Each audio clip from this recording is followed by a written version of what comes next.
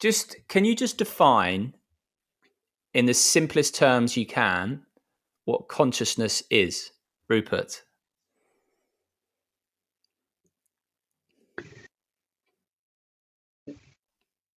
Consciousness is that with which our experience is known. It is that within which everything appears, and it is that out of which everything is made, or of which everything is the activity. That was nice and concise. Bernardo? Yeah, it's difficult to add something to that. Maybe another formulation. Consciousness is that whose excitations are experiences. If you mean by define consciousness, if you mean by it how I use the word, then I use the word in the sense of phenomenal consciousness, without entailing or requiring any higher level mental functions, such as self-awareness, metacognition, and so forth. So if you have experience, then you're conscious. Even the simplest experiences already imply consciousness. Technically, this is called phenomenal consciousness, and that's what I mean when I use the word consciousness. Now, if you mean by it, give me a way to explain consciousness in terms of something else, then I draw a blank, because I think consciousness is primary. I can explain everything else in terms of consciousness, but not consciousness in terms of something else, because you cannot reduce one thing to another forever. At some point, you hit rock bottom in reality.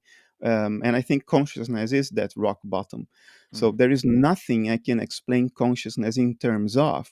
So that's why I prefer to say consciousness is simply that whose excitations are experiences.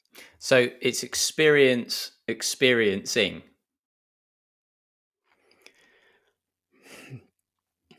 Uh, our language and our way of thinking sort of tries to say what consciousness is as if it were a thing that you could point to and say, there is consciousness. Here it is. It's a thing of some sort. And of course, that's contradictory with consciousness. Consciousness is that within which things appear. It's not itself a thing.